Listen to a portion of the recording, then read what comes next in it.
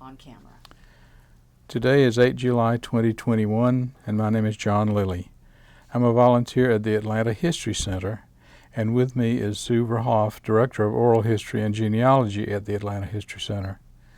We're here today to record the oral history of Mr. Carl Bell, who served in the U.S. Army during the Vietnam conflict. Mr. Bell's oral history is being recorded for the Atlanta History Center Veterans History Project in partnership with the Library of Congress. We're glad to have you with us, Mr. Bell, and thank you for participating in the project. To begin, would you please state your full name and date of birth? Sure. It's Carl Hamilton Bell III, and I was born on August the 6th, 1945. Thank you. So this is the second part of a two-part interview, and what I'll ask you to do, Carl, is just start wherever you wish to resume the story. Okay. Thanks, John. There's actually, I'd like to talk about four different stories that happened during two different Vietnam tours.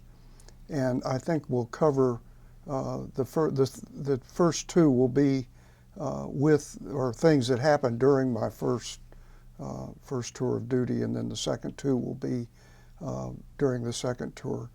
So during my first tour, I was a platoon leader in the 1st Squadron, 4th Cavalry, which is part of the 1st Infantry Division. I was a platoon leader in A Troop. And we got a mission one time to go all the way over to the far western end of the 1st Division's area of operations, and then basically to attack back to the east into an area that was pretty heavily contested. We road marched from Lai Khe over to a place called Dao Tiang, which was just south of the Michelin rubber plantation. We camped out just outside of the plantation that night, and then we started down this main road. It was a dirt road, of course, and it ran parallel to the Saigon River.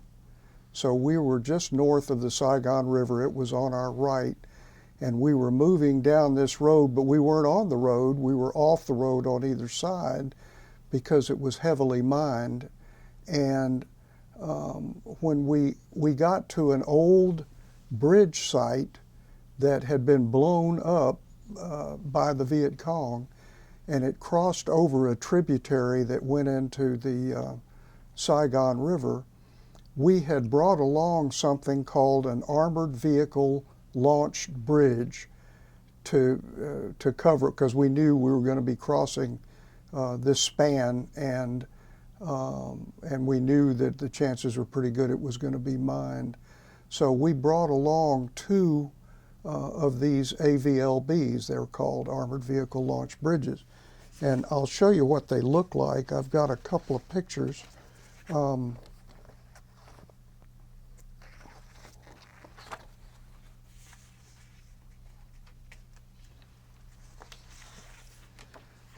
This is what one looks like when it's in place over over whatever you're going to be going over. And this is not the site where this particular story took place, but it was another AVLB thing that we did.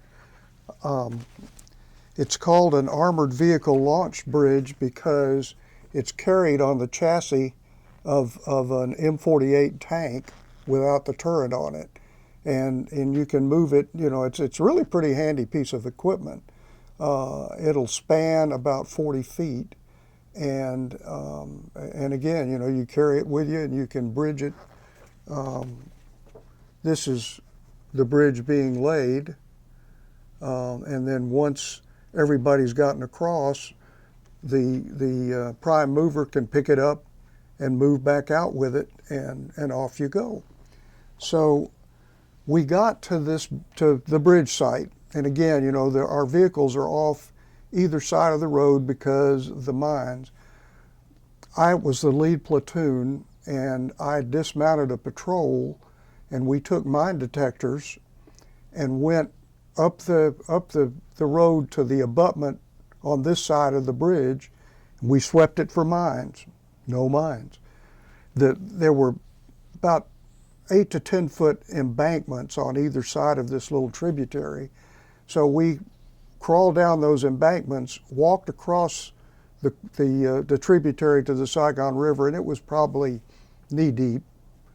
Got to the other side, went up, secured, swept those abutments on that side, and then brought the AVLB up. Meanwhile, my dismounted patrol, we moved forward a little bit and just set up security in case the bad guys tried to hit us from that direction. The bridge was laid, and I brought my platoon across. I had 3 tanks and 7 armored personnel carriers in my platoon. I brought them across the bridge, and we set up in a semicircle, probably about 50 meters on the other side of the bridge, where my right vehicle was tied into the Saigon River, and my left vehicle was tied into the other bank of the tributary. And so we're providing security for the rest of the units coming across. The second platoon started across the bridge, and the second tank in that platoon, was on the bridge when there was this tremendous explosion. And I mean, just tremendous. It literally, I was wearing a combat vehicle crewman helmet, which is like a football helmet with a boom mic on it and little things till you can hear.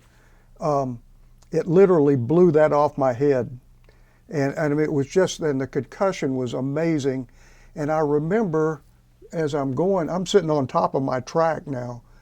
As I'm leaning forward, I looked over and I saw that bridge flying through the air, and it looked like a boomerang. I mean, it was the first, and it literally just blew it right, it blew the tank off the bridge, of course, and the bridge is flying through the air. Well, as soon as I could get my eyes focused again, I told my guys, watch out, we're going to get hit. Because that's what I figured, I had walked right, it turned out that what they blew was either a 250 or 500-pound bomb that had been dropped and hadn't gone off, and these people had buried it in that creek. And I mean, we literally walked across it, and it had to be command detonated. So I'm thinking, we're pretty vulnerable here. We're stuck on this side, and so I wanted to make sure all my guys were, ready to do something if we got hit. Which we didn't, by the way, thank goodness. But so we're up on up on our guns and all that. Meanwhile, we're trying to figure out, this tank has been blown off the bridge and it's laying on its side. And this is a 50-ton tank, and it's on its side. And of course, the crew all lived, oddly enough, which but they were scrambled. So we're medevacing the crew. One kind of sad story was, there was one of the guys that was riding on the tank was not a crewman. He was a kid. He was from Louisiana. His name was Terrebonne, and he was a cook. And he wanted to ride a tank. And okay, fine, because they were, trailing behind us on their, with their vehicles if they had. So he's riding on that tank, and he's sitting on the sponson box on the side of the vehicle, kind of dangling his legs over the side. And of course the blast took his legs off at the knees.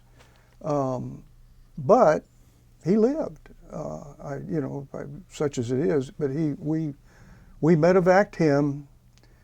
We had a second AVLB that we brought up, spanned that across the thing, and then we continued on down this road. Now, the reason that we were coming from the direction we were coming from was that we did not think that the enemy would expect armor coming from that direction, because our base area was in a place called Lai Khe, which was kind of in the center of the division's area of operations, but it was east of where we were, and we had gone way far west and were coming back in. we were going to seal a village, and I think it was called Ben Suk. It was either Ben Suk or Ben Chua, and I can't remember which, but it was a VC village, and we were hopefully going to surprise them and seal that village, and then there were going to be some South Vietnamese troops that were going to go in and search it. So, obviously that big boom pretty much gave us away. We were probably 2 or 3 miles from the village at that point. But, we continued to march, went in, sealed the village, and like I say, this was a bad place. When we did the village seal, we actually had one vehicle facing the village and the next vehicle facing the back, because we were also thinking we could get hit from behind. I mean, we were deep in Indian country, I guess. One of the things that I learned that night, the Vietnamese soldiers went into the ville, but we were still getting shot at from it by snipers and by people that shoot RPGs. They like shoot RPGs at these tracked vehicles. Well, I didn't know it, but an RPG actually, there's 2 different explosions when one of those things shoots. There's a rocket that knocks it that blasts it out of the tube, and then there's a second rocket that kicks in and takes the projectile forward.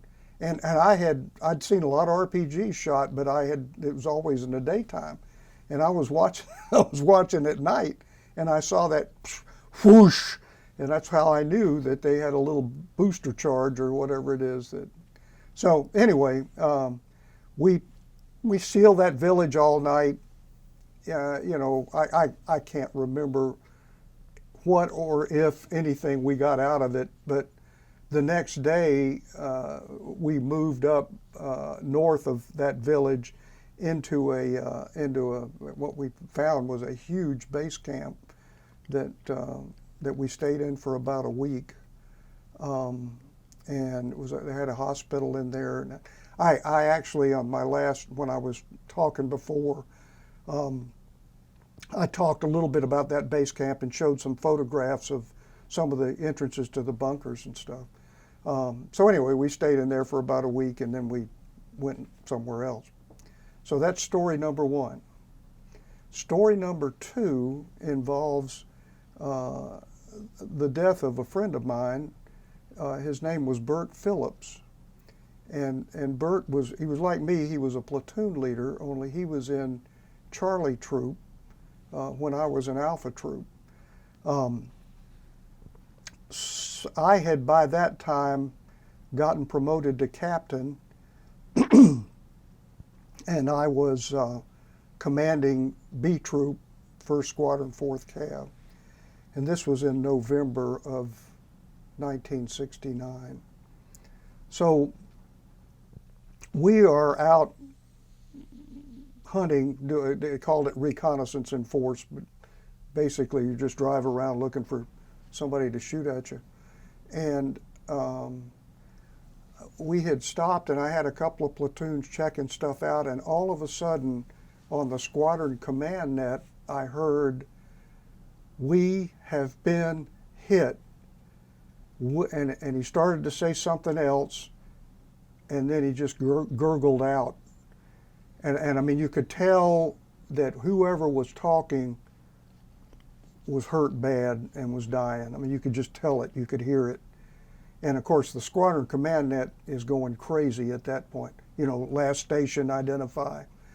And what it turned out was it was Bert, and he had left Charlie Troop as a platoon leader and had been made the leader of something called a rat patrol, which is one of the stupidest ideas that there ever was.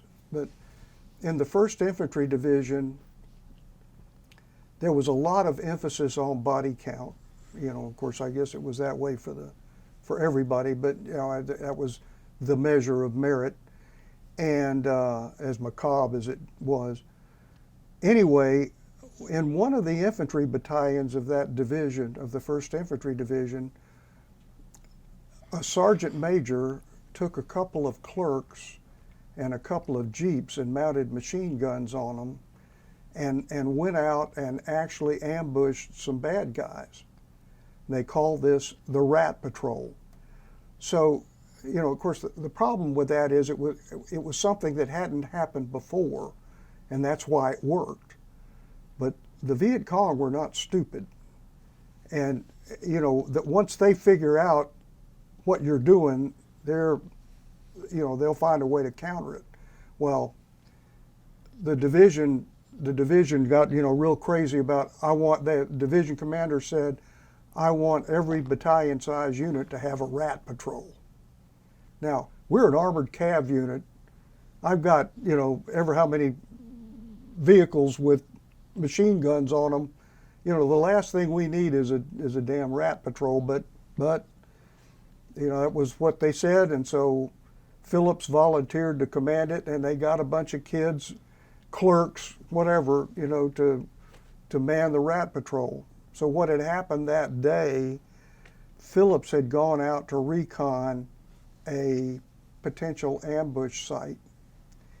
It was him and one other jeep, and nobody knew where he went. I mean, it was just everything that could go wrong went wrong. So they're trying to find him. They put up a helicopter, they put up a loach, and you know, they were looking to see all of the different places where you know, Phillips had put on his map his potential ambush site, and they're going around, and they found him finally. And my troop was the closest troop to it. Well, Phillips was dead.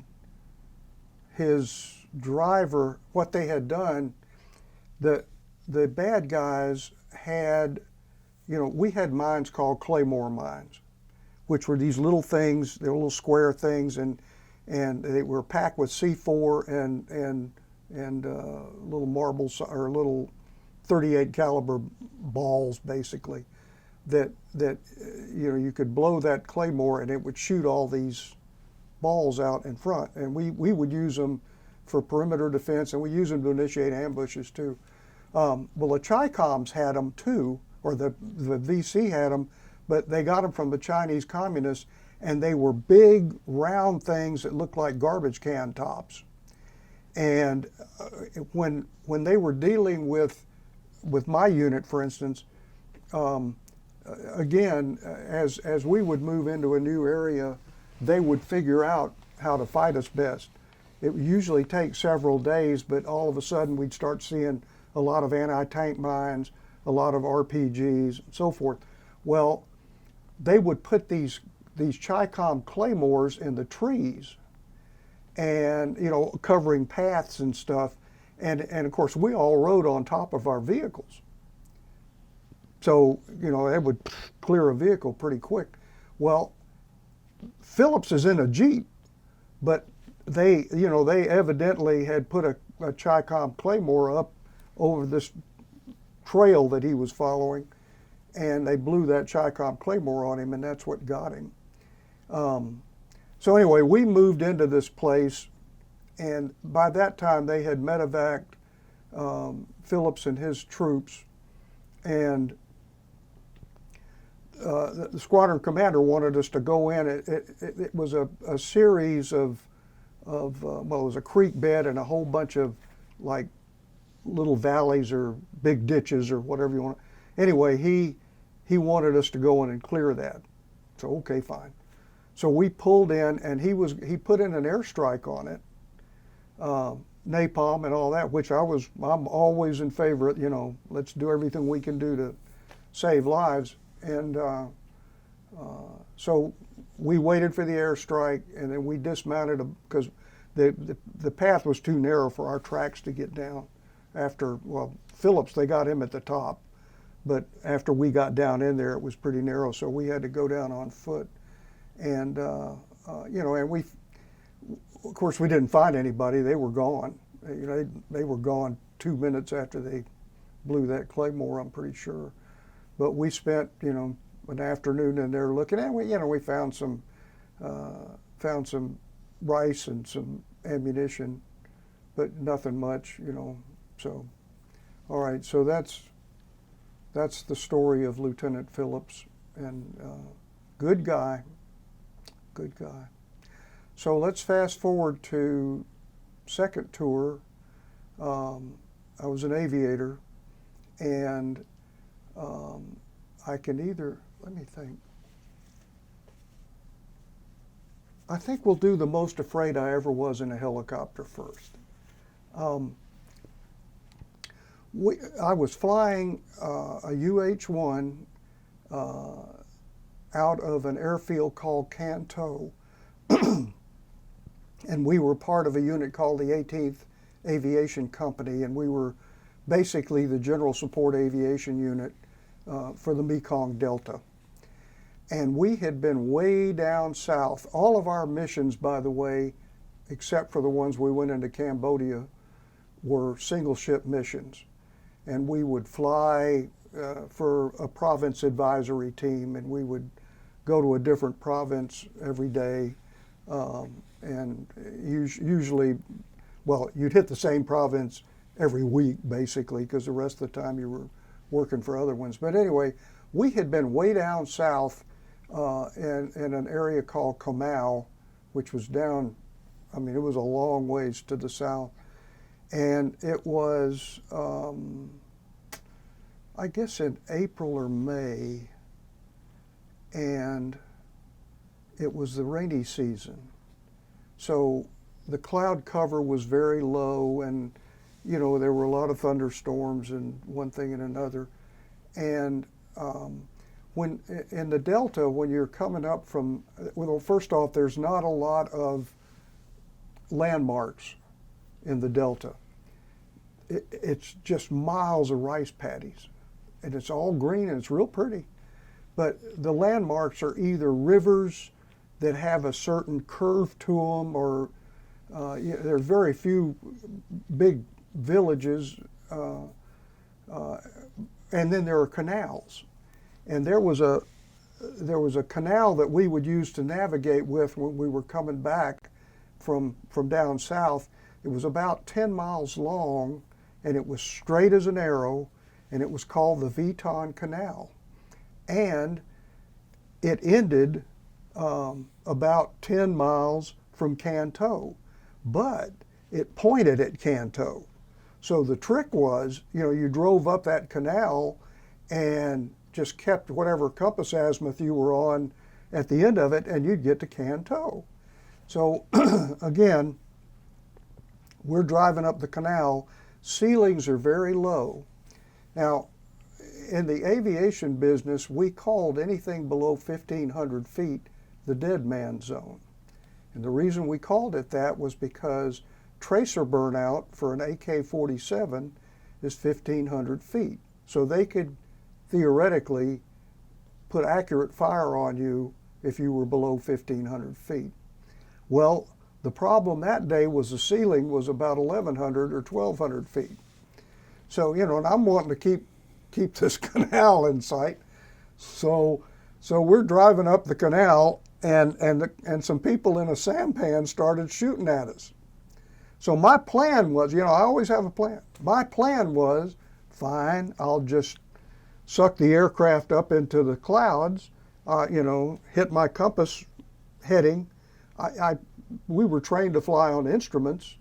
So, okay, fine. Up into the clouds we go. Now, what I should have done at that point, and didn't, because I was not that experienced a pilot, I should have called the Air Force controllers, PADI control they were called in the Delta, and had them vector me to Canto. That's what I should have done, but I didn't do that. As I'm just driving along, now I'm up probably 1,800 feet. I'm following my compass azimuth. I'm in the middle, it is 0 visibility. It's just like flying in a big gray cotton ball. Well, we flew into a thunderstorm. And all of us, you know, and I mean, it was just very quick. All of a sudden, there's lightning flashing around. We're bouncing around like a cork on the ocean, and we hit a thermal. And so I'm climbing. My VSI, my vertical speed indicator, is pegged at 2,000 feet a minute, and my airspeed is going from 0 to 120 to 0, and I'm not putting in any control things. I'm supposed to be driving, but you know, the aircraft is doing whatever the aircraft is going to do. And if you're supposed to be driving and the aircraft is not doing what you think it ought to be doing, it's a real bad feeling. So I bottomed the collective, which should have put me into auto rotation. Not a chance. We kept going up. And it was getting cold, and lightning was flashing, and we're bouncing around. And we finally topped out at about, well, a little over 10,000 feet. And we hit the top of that thing, and then we started dropping, you know, because I just left the collective in, and I thought, well, you know, I got to get, you know, I have no idea where I am anymore, but I got to get inside of the ground. And so we were auto rotating, and I started slowing us back up a little bit because I thought, gosh, if this goes all the way to the ground, you know, it's gonna hurt, you know, when I hit. So I started bringing in a little bit of power, and you know, so we weren't falling like a rock. We broke out about 800 feet, and we were at this angle, and so it took me, you know, a couple of hundred feet to get back righted, but now I'm looking around. I don't have a clue where I am, but I'm alive, so this is good. Finally, it occurred to me to call PADI control, which is, like I say, what I should have done immediately, because he could have vectored me around that thunderstorm. But again, I'm not that experienced a pilot at that point. So I called PADI control up. They had me squawk something on my transponder, and they picked me up and they vectored me home, and life is good, and we all lived through it. So that was that's story number 3. But that was that was a hard lesson, and again it was my fault, as if I should have called flight following immediately, and I didn't, and that was really stupid. But you know, God was with us, and we made it. So the last story is how I got my Viet Cong flag, and I have a picture. So this is my Viet Cong flag. My wife was kind enough to frame it for me. You'll notice on it there are some patches, and what these patches are of units that I flew with. I flew with 2 different units. One was Charlie Troop 3rd of the 17th Cav, and I flew Cobras with them. And there's 2 patches that belong to them. Those are these 2 here. That's our troop patch up there, and then the gun platoon was called the Crusaders, and so that's a Crusader. That was our call sign on the radio, was our Crusaders. The troop call sign was Light Horse, and that was the troop patch. And then after they went home, I went to the 18th Corps Aviation Company. Our call sign was Green Delta. That was our company patch. And then I was in one of the Huey flight platoons, and that was our Huey patch. This patch that's right up here is the 1st Aviation Brigade. That was our major unit. That all the aviation units that weren't part of a division were part of the 1st Aviation Brigade. And then this patch down at the bottom is the Cambodian 23rd Infantry Brigade. I think when I spoke before about us going to Phnom Penh, this was the brigade we flew for when we took that brigade commander up to the Tunnel Sap Lake up there. So their S3, who was a major named Sarso Kone, who I have no idea if he survived, but anyway, he gave me that patch as a kind of a gift before I dropped them off after that mission. So anyway, that's the Viet Cong flag. So how did we get it? We were flying province support for one of the provinces in the Delta, and I can't remember the province name, but I remember where the province headquarters was, which was in a place called Tra Vinh. So we flew over to Tra Vinh and landed, and I went in for my missions, and the deal was we were going to take the province senior advisor, who in this case was a civilian. He was either a full colonel or general officer equivalent, I'm not sure which, but he was a pretty high-ranking civilian. And his counterpart, the province chief, to a village that had been recaptured from the Viet Cong. And the deal was that the government, whenever they recaptured a village, they wanted to assert government influence over that village again pretty quick. And so our mission that day was to take the province chief and his advisor and then go to this little place that was about 6 or 7 kilometers away and bring in a bunch of stuff. Bring in chickens, bring in pigs, bring in whatever, bring in medical, all kinds of stuff. And we were just going to shuttle back and forth and bring in all this stuff, this largesse, and they were going to take over that village again, make Viet Cong gone. Well, so the village was a long village, and it was along a road, and then at the far end of the village there was an old French fort. It was a triangular shaped thing. And so, they told me that they wanted to let the advisor off and the province chief off at the fort. Great. So I'm making my approach in, and I'm seeing Viet Cong flags flying in this village. And I thought, boy, they just did get it back, didn't they? So I land, these guys get off. So we pick up and we're going to go back over and start shuttling these supplies. Well, the guy that I'm flying with that day, my co-pilot is a fellow, his name was Donald O'Connor. Can't make this up. Donnie O'Connor, and it was Donnie's first ever mission in Vietnam. So, I'm turning the aircraft going, back where we're going to go, and I didn't know it, but they mortared us. They mortared that landing zone as we were leaving. I didn't hear it. I didn't see it, but O'Connor did. But he didn't know what it was. And he didn't tell me. It just... So we go back, we pick up, stuff, and we're coming back in, and this time, and I did the same approach, right, going by the village, only this time the whole world opens up on us. I mean, it's just all of a sudden, it's like being in a popcorn popper or something. And so I aborted the approach and, went on, did a go around, and I because we had took some hits. And I called, also there were mortar rounds impacting in the front of us as we were going in too. And I asked O'Connor, I said, what do you think those are, Donnie, 82 millimeter? And he said, gosh, I don't know. He said, they were doing that when we left last time. Okay. Well, why didn't you tell me? Oh, anyway. He turned out to be a pretty good pilot, but he just...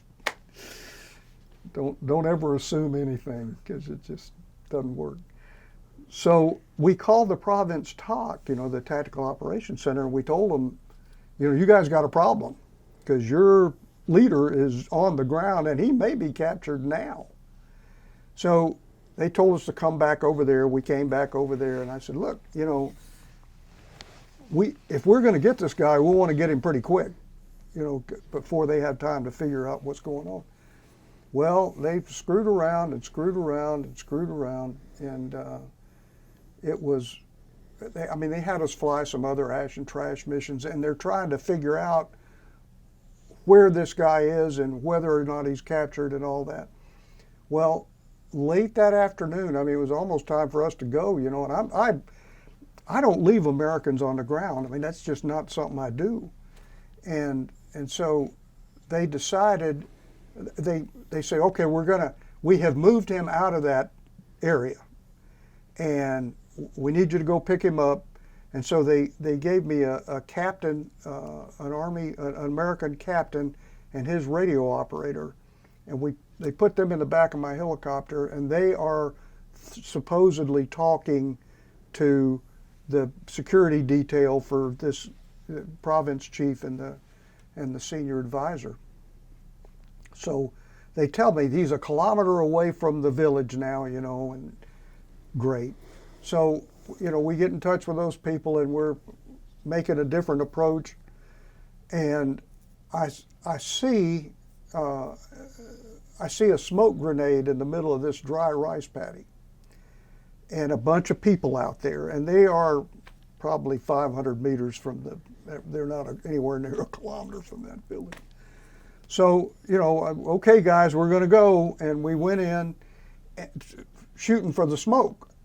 Well, all of a sudden, the mortar rounds start impacting, around the smoke, and they're shooting at us from the village, but it's not real accurate fire because we're a ways off.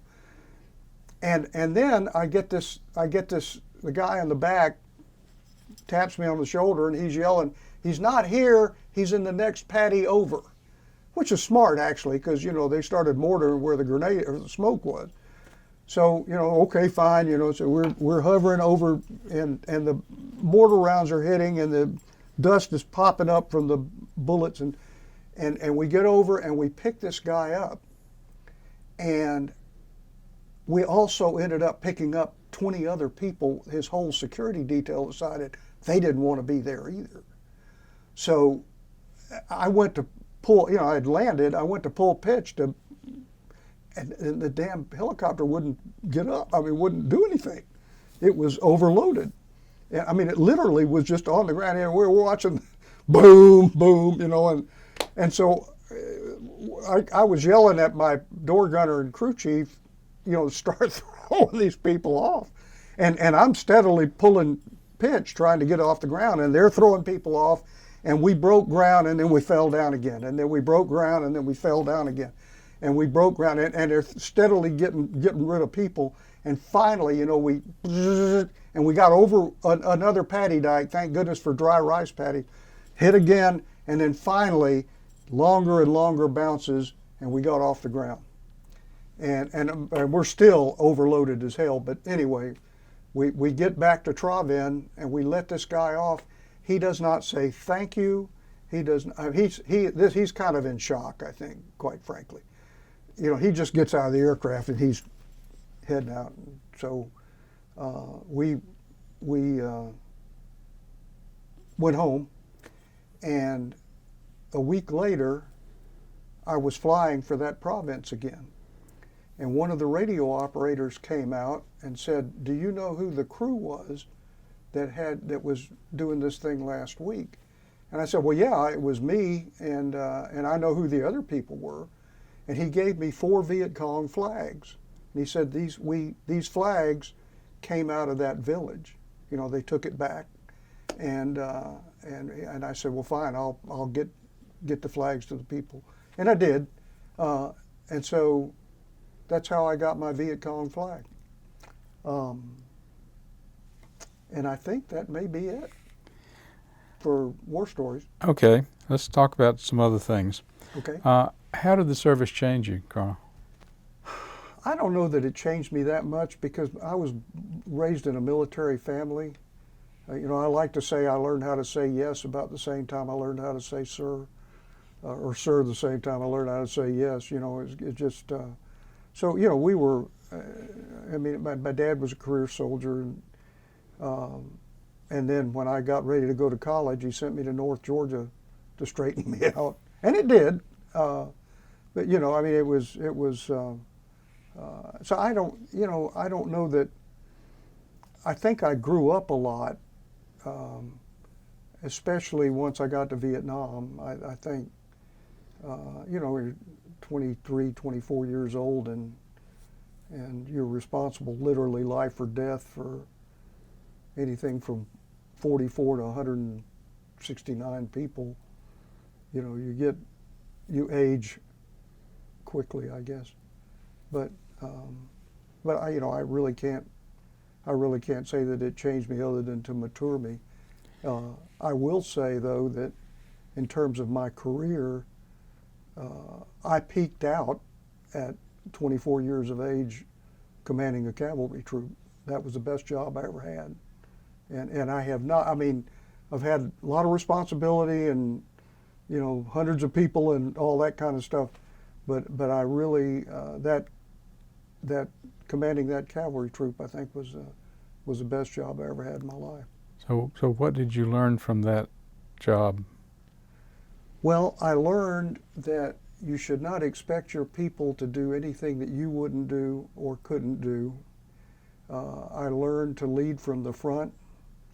I learned to listen to people. I learned to care about people. One of the things that doesn't happen enough, at least in my experience, is people don't get thanked for what they do very much. People tend to say, well, shoot, you get paid. Well, I always would find out everybody's birthday that worked for me. And on their birthday, I would either send them a card or send them an email, later on, obviously, something thanking them for their work.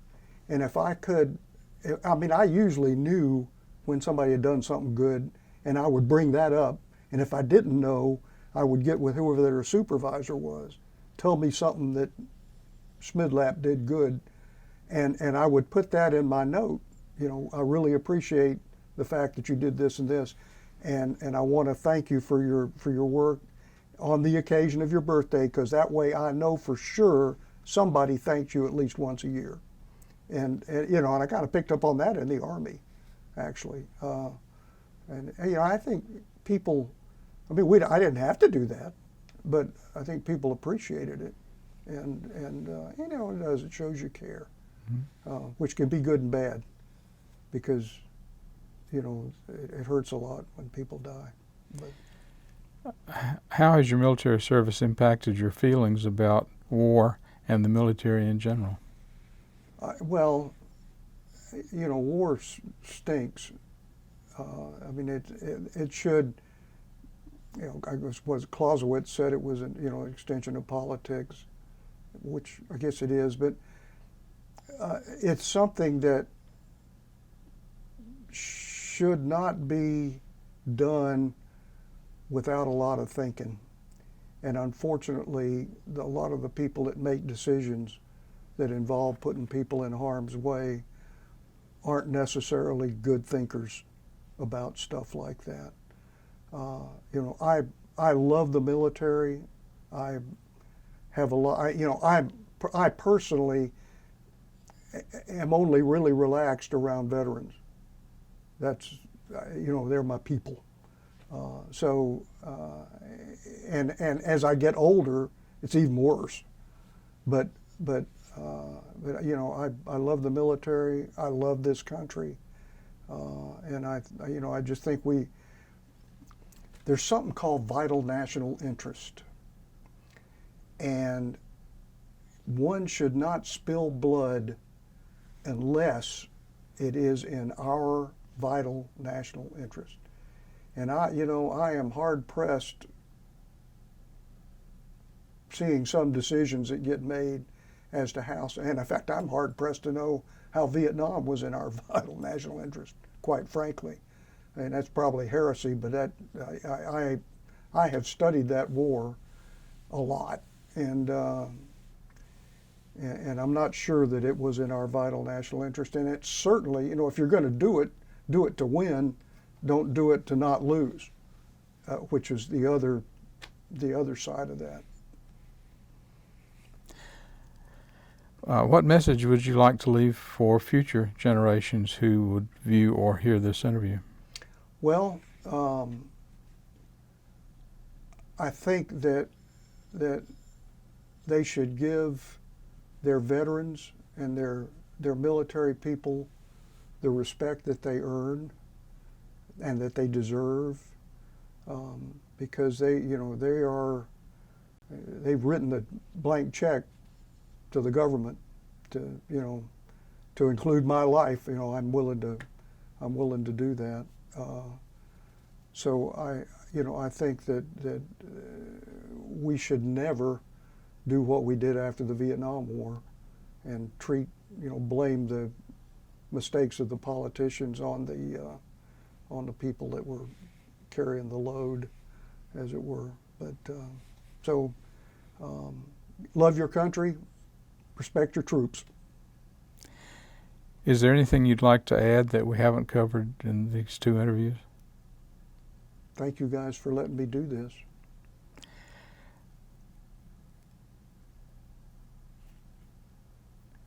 Thank you. We appreciate your service and your time. I've really enjoyed hearing your stories. Okay. And thank you for doing this. Sure. Thank you, and welcome home. Well, glad to be here. So Sue, do you want these pictures?